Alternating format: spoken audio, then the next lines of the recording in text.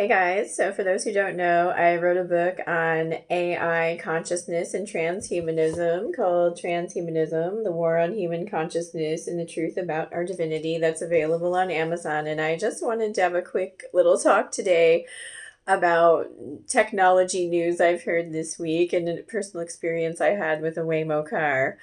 Um, so they did an MIT study recently where they broke people up into three groups and they put EEG monitors to monitor these students' brain activity. And they had a group where they had them like write a paper or something. And there was a group that was using ChatGPT.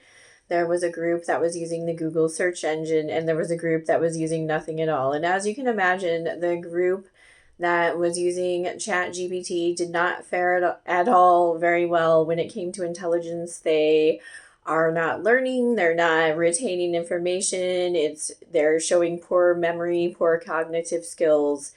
And that's because, when we do our own research, our own writing, our own critical thinking, that develops our brain, develops us to be smarter, more capable people. So I know it's not always fun to do work or research, especially when it's, not a personal project and something that you have to do. But this is to encourage you to resist the temptation to overuse AI and Chat GPT because it's really lowering people's intelligence and cognitive skills. And I believe it's a form of control as well. Like they want us to become reliant on these systems and depend on them, and then we become thus weakened.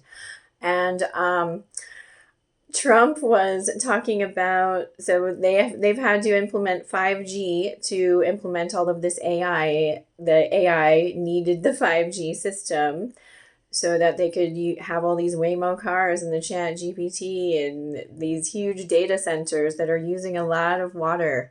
The data centers for all the AI are using a lot of water, and it's affecting people who live by it. And I read something like the AI data centers used as much water as the bottled water industry to cool their machines from all the data, which is just insane.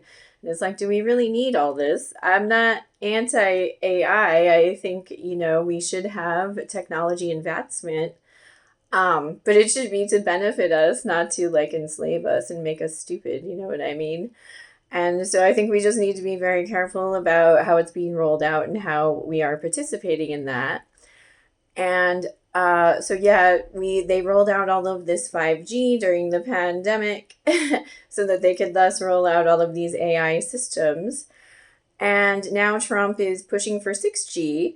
And he's like, we're going to be, at the lead of the 6G race. And I saw a video of him this week bragging that with 6G, you can see under people's skin. And it's like, well, why would you need that? You know what I mean? It's a little creepy. So we have to ask questions about whether this technology is really necessary and what is it for.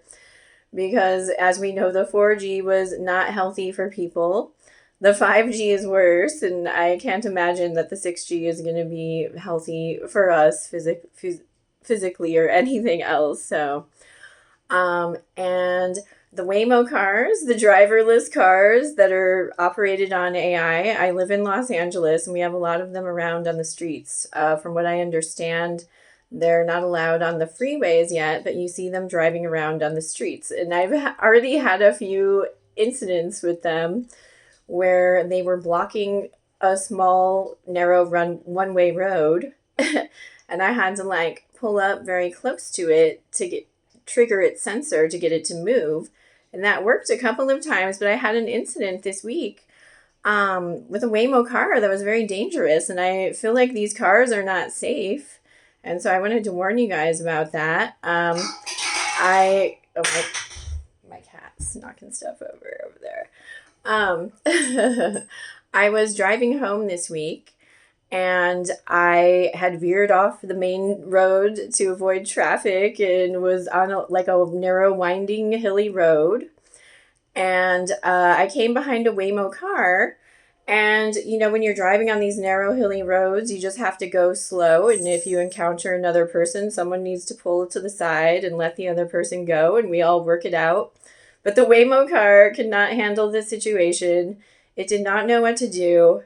And so I was behind the Waymo car, and there was a girl coming up the other way. and she had pulled off into someone's driveway to let the car go by, but it like couldn't figure it out. It almost hit her car and my car several times. It was very dangerous. We were both like, I don't know what to do. And eventually we got the car to move down the hill and we were able to drive off. It was very dangerous. It almost hit our cars. So I understand there's people who, like I have a friend who's a woman who likes to take the Waymos because she feels safer without a driver. And I get it. But like, are they as good as a human driver? Probably not. So if you want to learn more and be on top of what we can do to have the best outcome from all the technology thrown our way, check out my books and everything at kellybrynhealing.com. Have a good one.